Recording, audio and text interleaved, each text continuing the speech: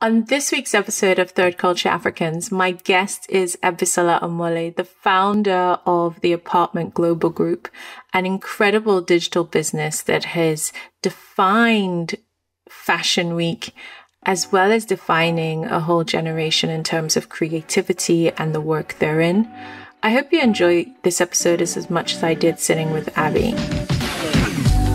Welcome to another episode of Third Culture Africans. I am your host, Zeze Oriaiki-Sal. I created the show as a resource for our community of Africans and African diaspora. A safe and honest place to share, inspire, motivate, and most importantly, celebrate those in our communities doing purposeful work and shifting the needle on our culture.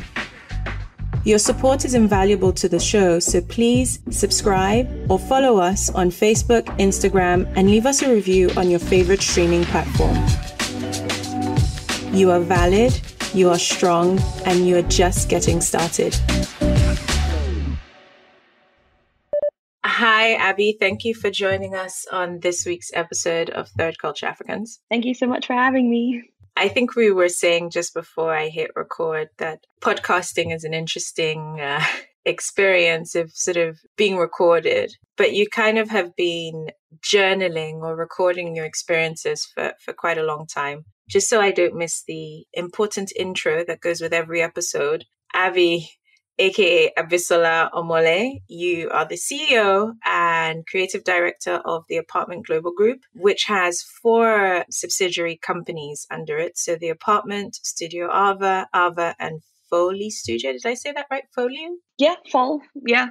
Now, for anyone who doesn't know anything about all of those 4 companies, I guess in your own words, what is Apartment Global Group? What are those companies? What do they do? So the Apartment Global Group is a lifestyle group. I've always had different interests and I felt that they've all over time aligned quite well. So it made sense to kind of house them all under one group. So it started off with the Apartment, which is a digital and events agency. I keep it really basic in saying that, but we do everything from influencer marketing to digital strategy, event production, a whole range of different things under the Apartment. Then you have Studio Ava, which is our interior styling and design studio, which also has a physical studio in East London. So people can actually rent out the space, use it for photo shoots, intimate events. But the main part of that company is that we style people's spaces, which is really fun. Then you've got Ava, which is like, I try not to have favorites, but I think Ava might be my favorite. It's our lifestyle brand, fully open to consumers, which is amazing because everything we've always been doing with companies like The Apartment were very B2B, was very industry focused. And so it's really great for me to have an outlet where I can share things with an audience and they can actually engage, like everyone can engage. So we have our lifestyle store where we sell homeware. We have our online website, which is filled with really great and like beautiful stories and video content. And we have all kinds of things planned. I mean, big picture, I want to have like everything from hotels to restaurants and things like that, all under the Ava brand. So right now we're just sort of, I guess, securing our foundation of taste and our story amongst the market so people just kind of understand where we're aligned. And then Fall Studio, it's a simple one. It's just when brands come to us and they ask for content, but they want it to be white label. So essentially they want it to be content that sits under their brand and it's not like by The Apartment or by Ava or anything like that. So we just put it under Fall Studio. And so a lot of that content people don't actually know about because like it's white label. So it's just a content creation agency, but it was just relevant or important for us to kind of house it separately because we do have a lot of people who come to us wanting to partner rather than use us as a client. And so it was good to just have the separate options. But yeah, those are the companies. Amazing. So aka Abimarvel. Yeah. Yeah. And you basically started blogging in 2008. So you did simplify quite a bit what the Apartment is, but the Apartment is probably one of the major placeholders in the Fashion Week calendar, or has been. I don't know what 2020 looks like for you guys. I'm sure we'll delve into that a little bit more. But you came up with a really cool concept of being able to create a space for content creators, creatives, bloggers to have a space during Fashion Week where they could chill, upload their content, there's internet, have key experiences with brands around Fashion Week. So for most brand owners who are trying to build relationships or even just have content around Fashion Week tends to be a great time for that. And it's a big thing in the calendar for most companies. And you came up with this ingenious idea to have a space that allows creatives to come in and engage with brands, have unique experiences, but a space to network, also a space to, sit down, use the internet, review their images, upload content, because everything is kind of immediate, if I'm getting that right.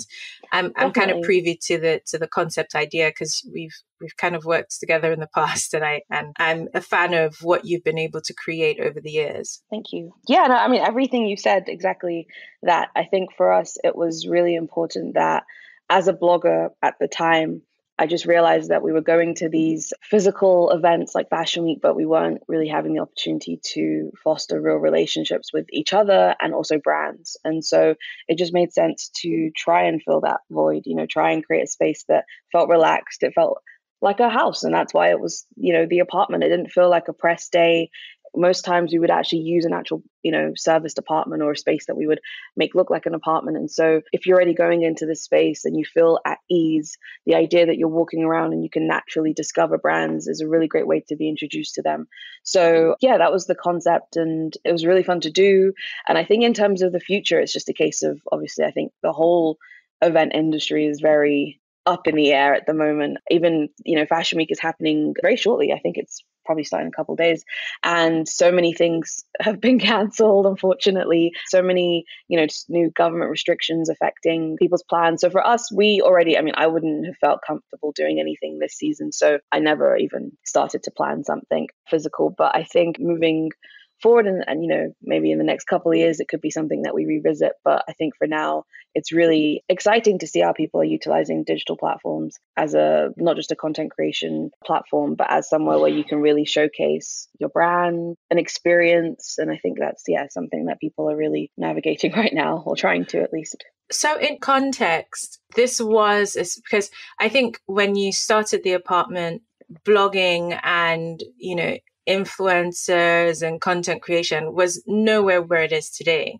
And by and large, the darlings of Fashion Week were still the editors, the magazine editors, and, bloggers would, if you're lucky, you get some standing room. Totally. So true. And in your community as bloggers at the time, I don't think any of you could have predicted what it is today. But at the same time, you guys also needed, because I think the editors will have, the brands would give them space after the shows to be able to sit and all of that, but you guys weren't allowed. Yeah. And this was your, if I say no, we weren't. We weren't. No, seriously, I still remember, because there were some Fashion Weeks before the apartment where I was even going and freelancing for a couple of publications like MSN, and I got access to the press lounge, and just the coldness was so palpable. People would just be like, oh, so where are you, writing? And the moment you said online, they were like, oh, okay. And it was just always so cold. People weren't very nice. And I think, especially as me back then being like a 19-year-old, it was overwhelming. And so I just thought I want to find a space and just do this myself and create somewhere where we feel welcome, because this is not the one.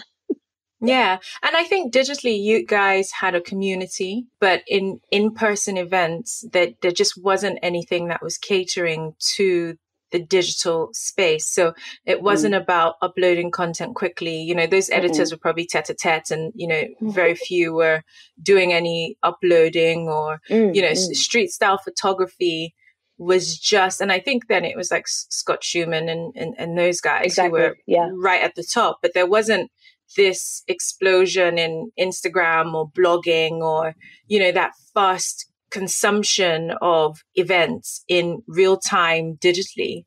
And I think what struck me about, I guess, the initial sort of idea of the apartment and something to do with your success of it was building communities. Was that intentional for you, or was that just as a byproduct of being in the environment? Because you're studying at the time, you're at university, and you're coming up with this concept of, can I create a space for my friends to chill? Are you thinking, how on earth do I fund this? Renting a pop-up space costs money. Yes. Decorating it costs money. Yeah. Having the manpower to do it costs money. Yeah. So at what point do you kind of go from blogger to, hey, I can actually create a concept that I feel will serve my peers and I? Well, to answer the first part of your question, I feel like it was definitely the aim. The community was definitely the aim for sure from the beginning. I don't think I could have known how strong or how big or how global the reach was going to be, and how far reaching just generally our guests would be coming from, which was pretty amazing. You would hear people, or you'd have people message us being like, hey, we're coming to town for Fashion Week. We're from Toronto. And our friend who came to the space like 2 seasons ago told us about, like, it was just so crazy that the word of mouth was spreading. So whenever people came, they almost kind of sort us out, which was really, really exciting for us. And so I think, yes, the community element was always honestly just the heart of the company and the project even, but the way that it grew was definitely not expected. Yeah, I think in terms of the second part of your question, yeah, it was a hard one in that, well, it was hard and it was easy. I think it was hard because there are a lot of aspects that I just didn't think about. And I guess that's what made it somewhat easy too. I wasn't overthinking things the way that you would plan an event today, or at least I would. There's a whole process. Whereas back then, I was very naive and I just thought, I'll find a space. I have some money saved up because I had a part-time job at a stationery store whilst I was working at uni. And so I was like, I'll just use some of my saved money on this. And I had a few brand contacts. So I was like, do you want to give us some product? And that was me leveraging my, relationships as a influencer blogger at the time. And so bringing in those brands, it was H&M, sort of eBay, a range of really great brands who would give us some product. Some contributed financially, but on a very, very small level. We're talking like contributions of £500. So, It wasn't anything like, elaborate or the way it is today, but it was enough to cover the event. And I think I might have made maybe like maybe 1,000. Maybe £800. So it wasn't crazy, but for the work, that was never it was never the point, to make money. I just was hoping to at least not lose money. Yes. Because you're using your money from a part-time job to fund a random almost experiment. So you're just like, please don't lose money. I couldn't ask anyone for money. My parents, I will say, were very supportive morally. Just like the moral support they gave was great. And in terms of manpower, the whole project from the beginning was very much family. I had one intern, but besides that, it was me and my mom, moving beds. And it was my sisters helping hanging clothes. It was all family. I didn't even know how to begin looking for interns at that point. Which is amazing. The only reason we had one was because she just got in touch randomly. And I was like, sure. I can't pay you. I'm not even paying myself. I don't even know what this is. And she was like, this just sounds cool. And then she stayed with us for years. And obviously we ended up being able to pay her at a point. But it was just cool that we had people who believed in the concept from the beginning. But yeah, it was family for sure. And actually some friends who helped make it all possible because, it was a lot. When I look back, I don't actually understand how, I didn't even have some sort of production sheet to just plan everything. It's like I just showed up and I was like, okay,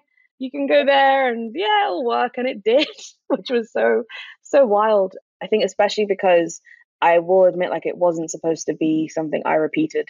It was a one-time thing that I thought was cool. Like you said, I was at university, so it wasn't like I was starting a whole business, especially whilst at uni. Yeah. So it was only when we'd finished the first one and it had done so well, we even got Grazia, who came on board as a media partner, featuring all of the content. And that was our first season. And then as I, returned to university and just doing my stuff, got contacted by Microsoft, who were like, we'd love to sponsor the second one. And I was like, the second one? Yeah. Oh, okay. And I remember being like, oh, I'll get in touch, keeping it really vague. There was a whole team when it was very much just me.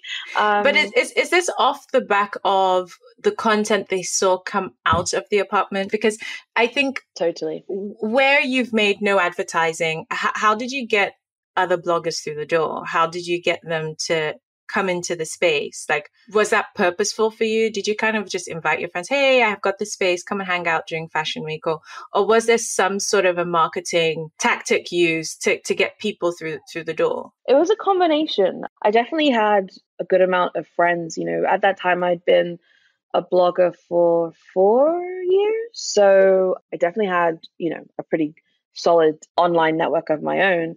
However, it was just a case of also people that I followed, people that I really admired, I reached out to, but there was no big marketing ploy. I think people were a lot more open-minded back then. There genuinely just was nothing like it. So people were curious. People were excited that someone was creating a space dedicated for them.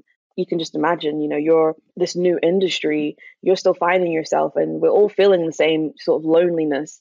And so then to hear that someone wants to almost, fix that, you're just like, oh yeah, I mean, I'm 100% going to jump at that. So no, I met a lot of people. I can't say everyone was my friend to begin with, but over the years, they definitely became friends, which was really exciting. And I think that's what everyone always said, that the apartment was where they actually fostered proper relationships. Like when you go to press days or whatever, it's always very casual, like, oh, how are you? And oh, the weather's so crazy, isn't it? But like at the apartment, that's honestly some of the conversations I would overhear. They were so deep and meaningful, and people just felt like so secure and open in this space. And that was something I was so proud of us that we were able to create, even while still having, brand partners. So that was a really cool element of the space. Amazing. And then out of that came your, I guess, opportunities around influencers and helping sort of foster even relationships and their careers. And then I guess you briefly mentioned brand partnerships, but you've pretty much worked with brands from media through to tech, through to fashion. In some ways, although the apartment was a physical location, would you consider it what part of it is a digital business and what part of it is an event business? If you had to kind of put it in a box, yeah, what is it? Because there's something about the apartment global group that is a digital business. Yeah, definitely. But then the apartment being, I guess, the foundation of it all. And through that, obviously, you saw the opportunities and then created all of the others. And we'll talk about some of the, early on, you had shared the idea of a social membership club with me a few years ago, and we'll probably catch up on where you're at with that. But what part of the apartment is a digital business? Obviously, from that opportunity, you've built now a group of companies that kind of serve needs that have arisen from just the opportunities that have come your way. It really depends on the client. We definitely do a mix of everything, but sometimes we'll get a client who will say, we want to have some sort of physical activation to celebrate, let's say, a product. And it could be as simple as that. And so that's obviously an event.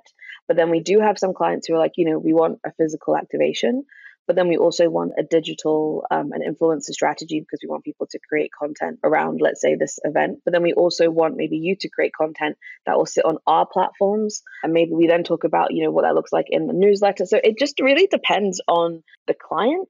But in terms of digital, it's either going to be we're helping you with your influence marketing strategy, so bringing the right people on board. We're creating content that will sit on your digital platforms, or generally just helping with, your overall strategy as to how you approach social media and what networks work for you as a brand. And then on the physical side, events are huge for us. I think brands saw the concept of the apartment being this relaxed but really open space, and so we would have people specifically say, can we get like a TK Maxx apartment, or can we get a Dell apartment? It's like the apartment became this almost facilitator, this template of an event that people wanted to recreate, but specifically for their brand. And we did that for quite a few years, actually. And then it got to a point where I was like, I don't want to put the apartment on everything because I feel like we're spreading the brand a bit too much, but I don't mind doing events. And so we then just started doing events, and we didn't call everything an apartment. It was just that, yes, we still do events, just because we were growing the apartment brand. And I just felt that was way too confusing, putting the name apartment on everything. Did you trademark the apartment, or? We didn't trademark it, only because you can't. It's such an open phrase that it just wasn't possible. But obviously within the industry, there are connotations and there are associations. And so you just wouldn't use it unless you were us. Well, Well, you shouldn't use it unless you're us within the capacity of like an event at, let's say, Fashion Week, for example, which a lot of brands tried to do, which is crazy, but they did. So, yeah. This podcast is sponsored by Malay Natural Science. Malay's products are inspired by the rich landscapes, alluring scents, and ancient wisdom of Africa. Their luxurious fragrance and body care range balances 100% natural active ingredients and scientifically proven formulas to heal, protect, and pamper your skin. Malay ships worldwide, and you can buy their products at maleeonline.com. They also offer a free sample if you'd like to try. You briefly mentioned family and being able to do most things with family. I guess delving into early years for you, your dad's a pastor. amongst other things, but yes. Yeah. And your faith obviously plays a role in your experience. How is that sort of being the oldest of siblings and you're all girls, and I guess navigating your career with the support of your family, and you guys are quite close knit, and how has that influenced you and your choices? I mean, I don't think it's going to be anything obvious. I feel like it's almost just like an ingrained culture, if you know what I mean. There are things that I will just automatically say no to because that just feels weird. And when it feels weird, it's probably just because it's just not right with my spirit. And so I think it's not something I can always, I don't have like a list like this is what I do because of this, but there'll be opportunities that come, you know, or that arise, and I'm just like, maybe not. You know, having my family involved has been really great. Their support has been amazing. Genuinely couldn't have done any of it without them.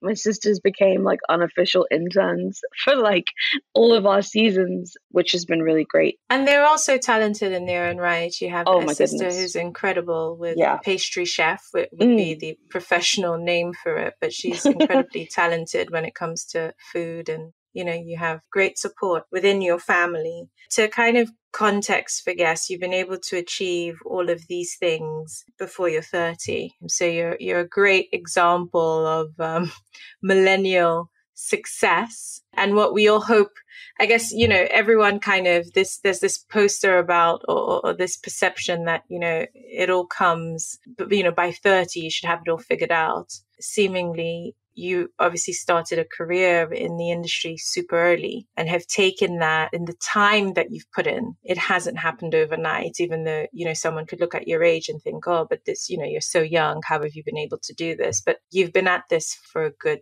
15 years or more. Yeah, maybe not more, but yeah, about 15 if we include the blogging. But yeah. Which is a long time. It is. It's funny. I was thinking about this the other day. I said to one of my sisters, I was like, I feel like I've already had a career. Like, I feel like I'm in like a next phase right now. And I was like, is that weird? They were like, no, it's definitely not weird. And it's definitely the case, because I look back at a lot of what we've done. And I mean, yeah, it's like we're talking 8 years ago, we're talking 6 years ago or 10 years ago, depending on the projects. And it feels wild that it's that long ago. I don't know. I feel like there's been obviously a lot of growth, and to see where I am now, the knowledge I have, experience I have, it's very exciting to just have been able to have had all these really cool opportunities over the past, I don't know, decade or so. It's an interesting one when I do reflect on it, yeah. So one thing that I guess people from, because I just make the cut for millennial, just about.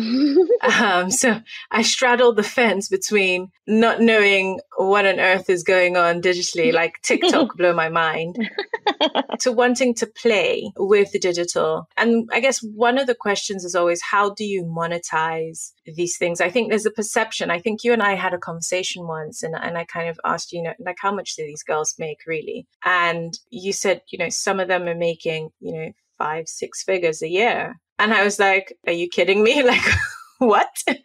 But there's always this question around monetizing and how sustainable that is. I think less so in today, 2020 COVID era, because I think the world is now so much clearer on the place that influencers have now, or content creators or digital creators have now taken space in. But monetizing creativity has always been a long time pursuit in human history. And this is just another form of it. But I think most people would question, but how do you go ahead and get those brand relationships? How do you charge for those? How do you have those conversations?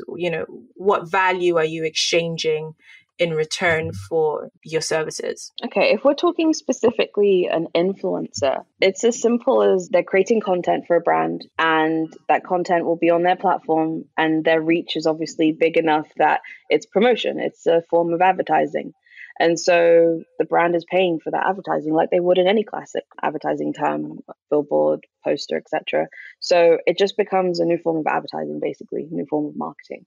And so it's just important to be able to understand your value and, you monetize your engagement. You can see really clear results, when a specific influencer has been given a specific product to advertise and talk about, create content around, and then it sells out, like this is directly a result of them talking about a product. And so that's a very basic way that people make money through the platform, through their reach or through online platforms. Obviously, you have affiliate marketing as well.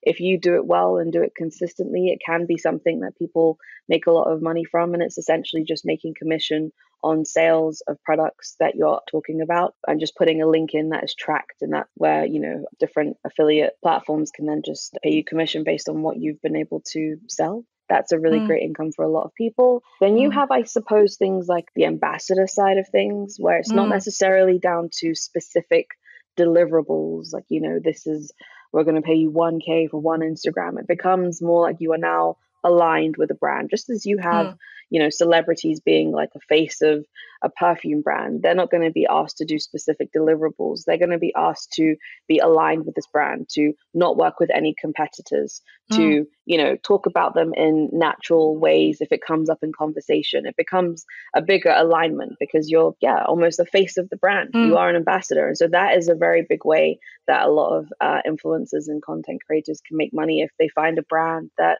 they share their ethos with, it can be really, really great for both parties because, it means like you're going to have this influencer or person who's going to want to over deliver because it's just so natural to them.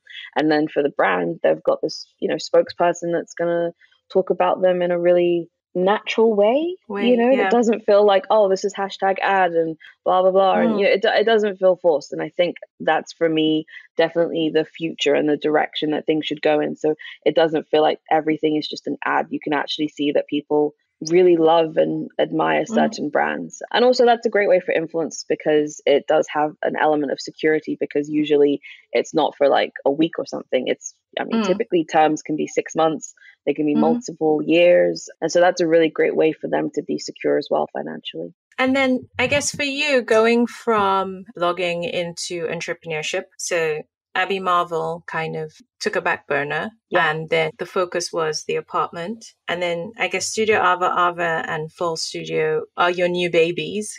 Launched quite closely in time to each other. They actually didn't. I just never spoke about them.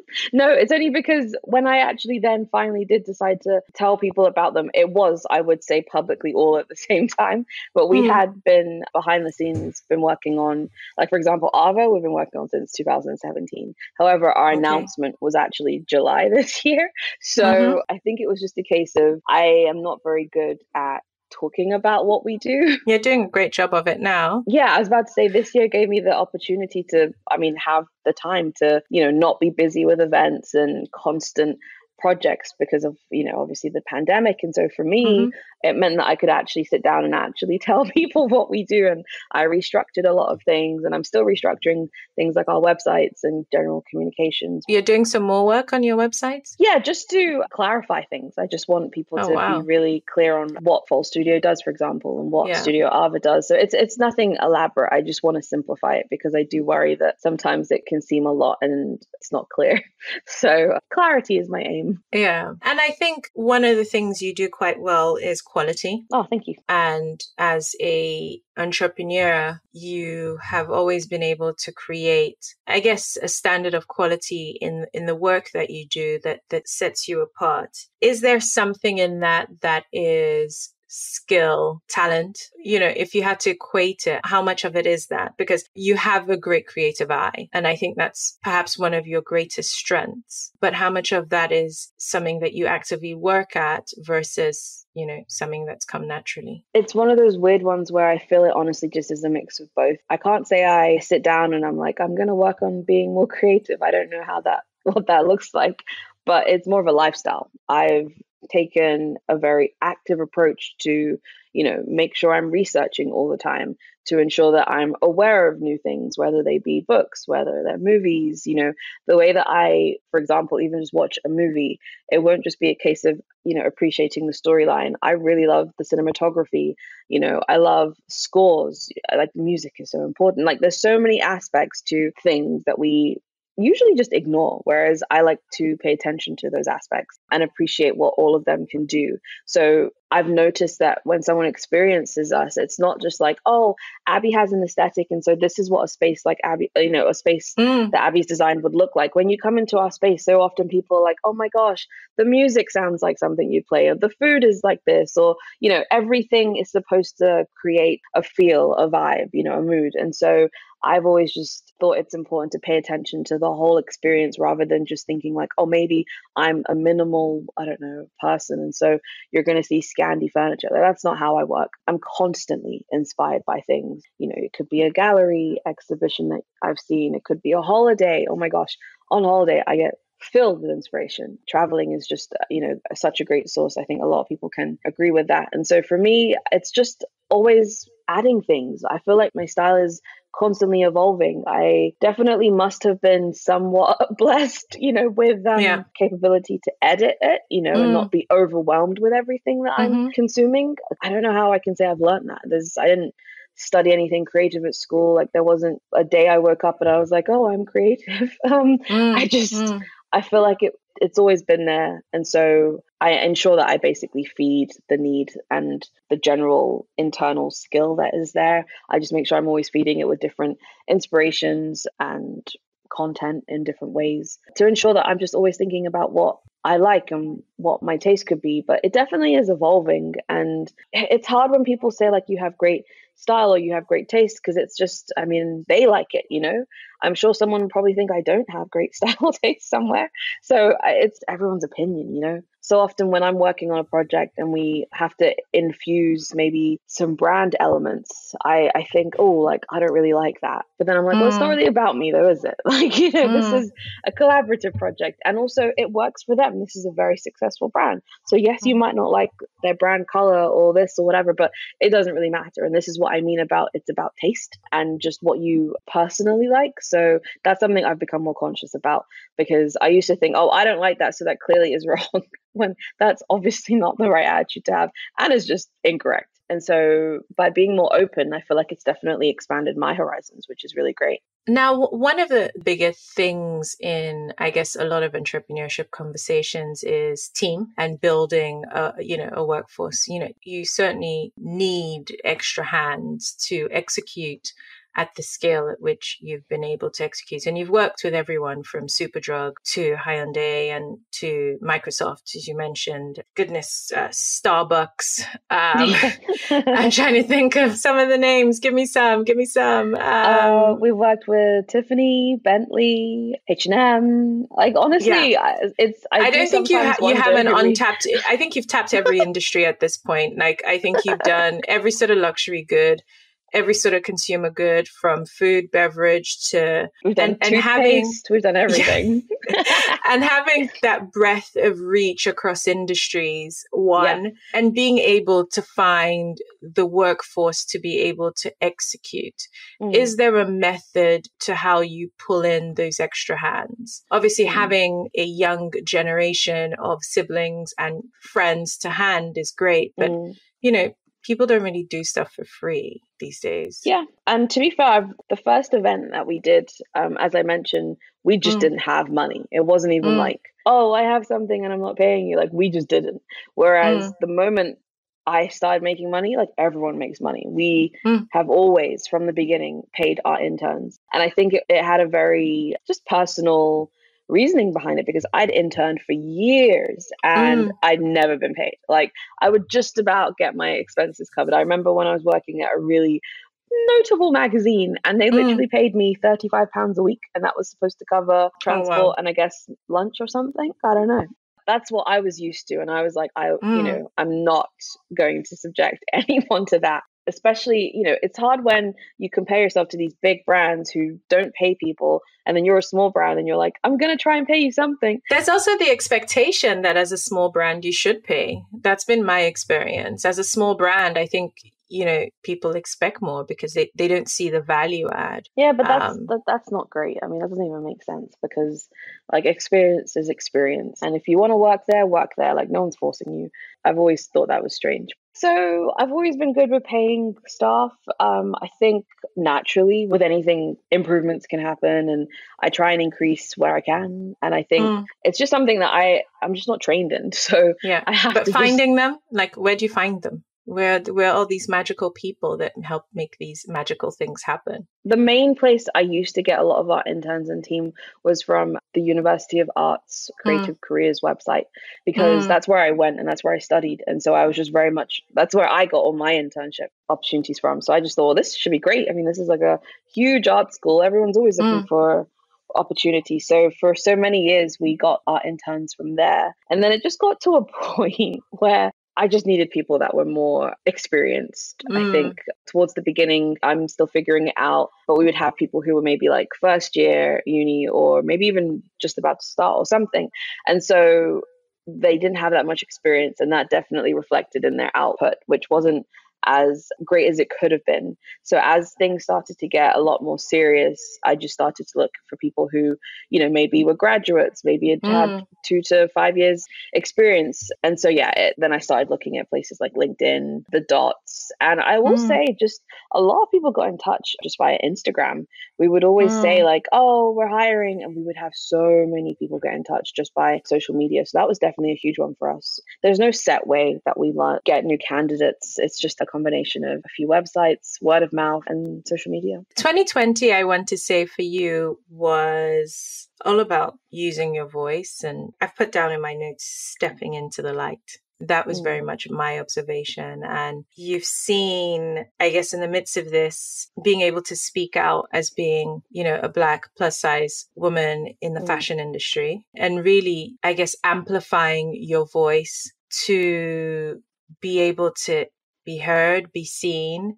Is there something about that has a level of activism to it? Or was it just you kind of coming into your own and going, hey, I have been here behind the scenes and I'm kind of comfortable and ready to come out? And because I think most entrepreneurs struggle with putting themselves out there. No, definitely. I think my general way of life, the way that I am, I'm very relaxed and I don't think quiet is the right term, but I'm reserved and, I'm opinionated. And if you ask me, we'll go through it, but I don't like to be confrontational. I don't like to be loud.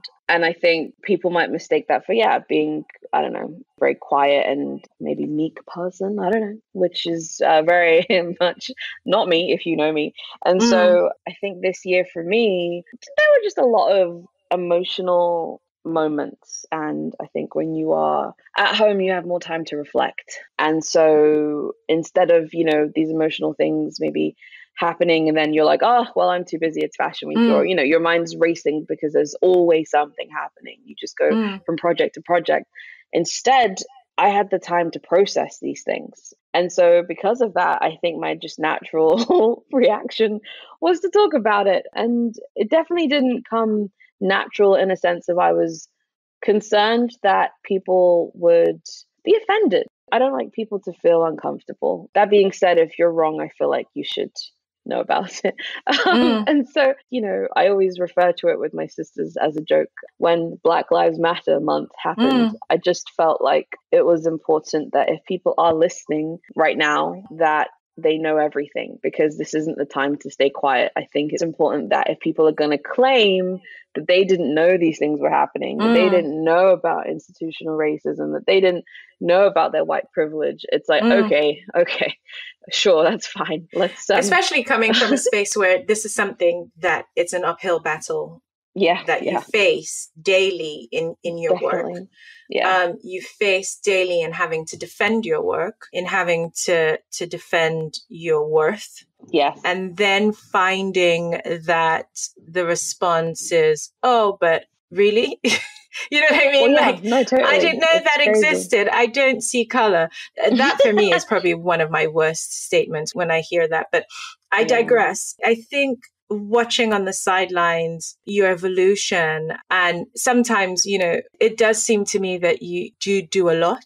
And how much of the time are you learning to say no? Oh my gosh, yes, 100%. I say no to so much. And I think I used to say a bit of no, but I said yes to a lot. And I think that's what I mean about I was going from project to project. I should have definitely said no to things because it would have been good to have had more time to reflect. Because, I mean, look, we're in 2020. I would say my proper professional career spans 8 years. And if I look back, I just can't recall some years. I'm lucky that I have lots of photos so I can be like, oh yeah, we did that.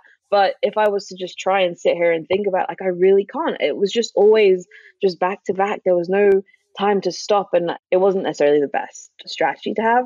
I understand why I did it because, in my mind, I'm thinking I'm young. I've got all this energy. Like, let's just go, go, go, because you just never know when it's going to stop. And that was just the mentality, and also there's this attitude you have of gratitude. You're like, oh, I can't say no because this person wants to work with me. Like, I should be grateful. And that's definitely an attitude that's changed. I'm very aware of my worth now.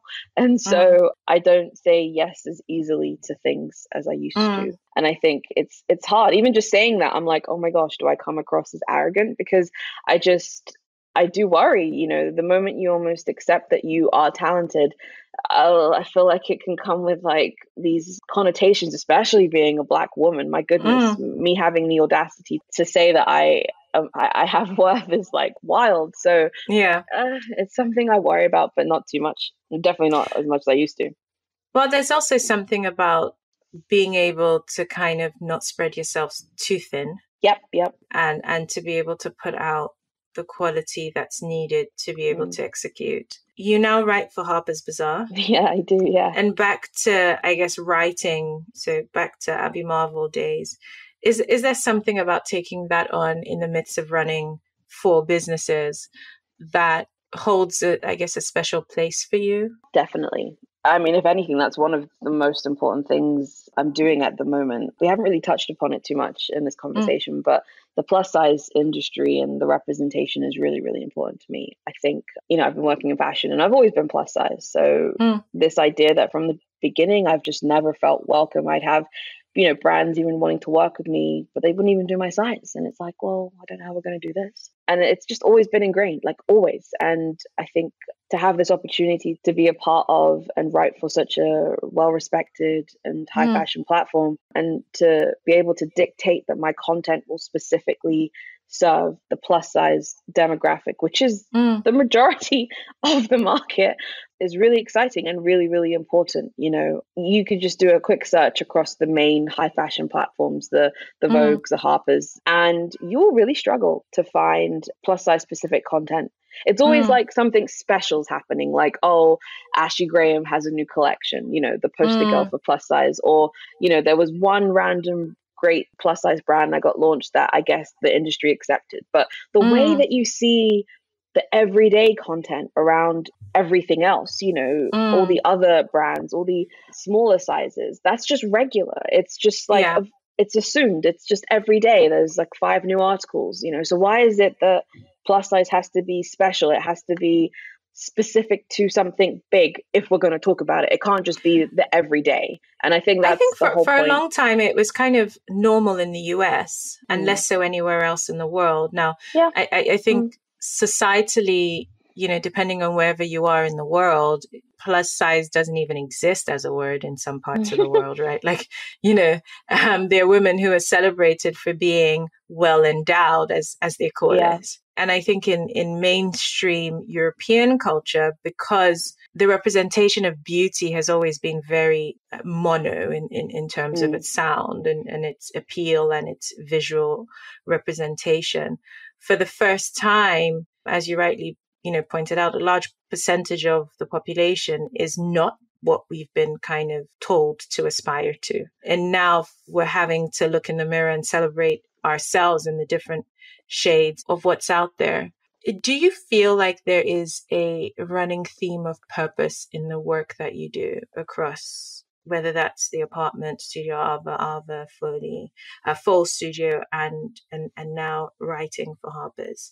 And I'm sure you have so many other things in the back burner that you haven't even mentioned, because you're probably one of the busiest people I know. So I write you an email and I'm like, oh God, I hope she sees this. I'm so sorry. I'm so rubbish with emails.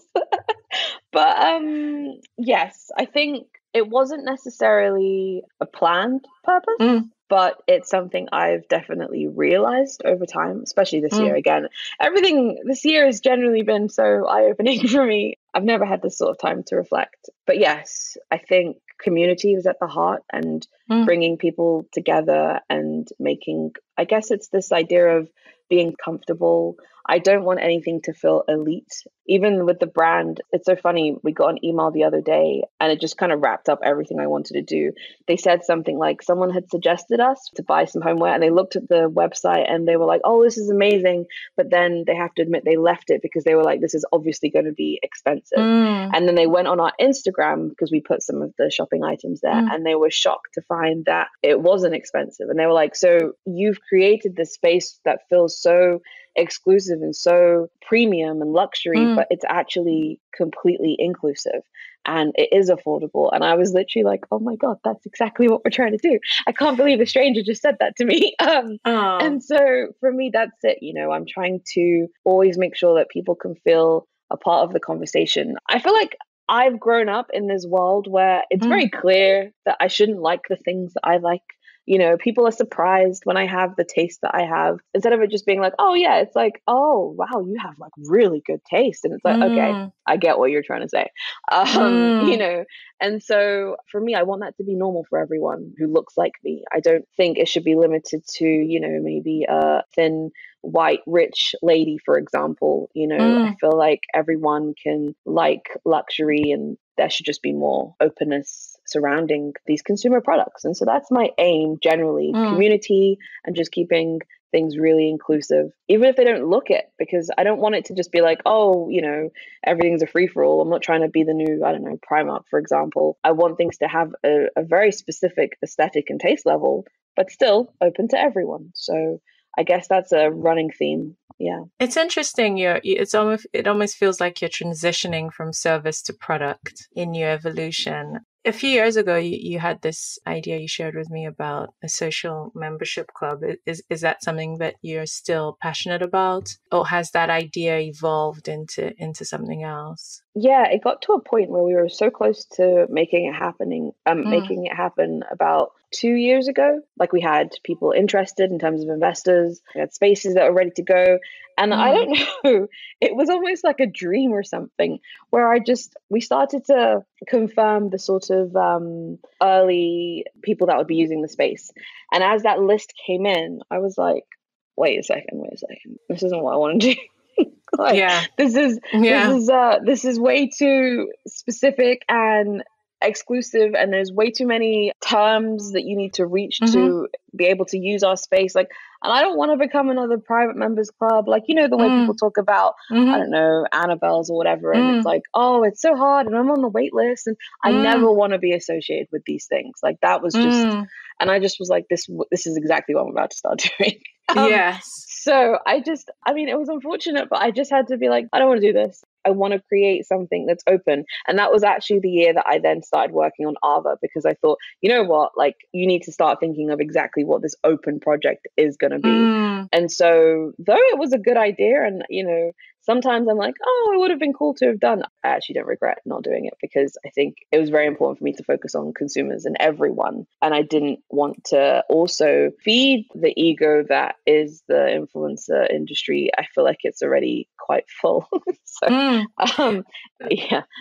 was going to be my next question around, I guess, with COVID, the industry that everyone thought was never going to stick around has amplified now, even with new platforms thrown in. I guess for someone like you who works or who has worked on the influencer side and works alongside influencers, and then who is now on the entrepreneur side, what are your thoughts around just where all of it is going, and going in the sense that, are we going to, yes, that's a level of marketing and it's, think of a brand advertising and this is just another platform. But in terms of the humanness of it, because we've seen some pretty horror stories and there are trolls, and to any career, there are some downsides to losing your anonymity. Actually, what I have seen is a lot of bloggers or influencers who were part of the early wave sort of almost evolve out of the personal brand and are trying to evolve into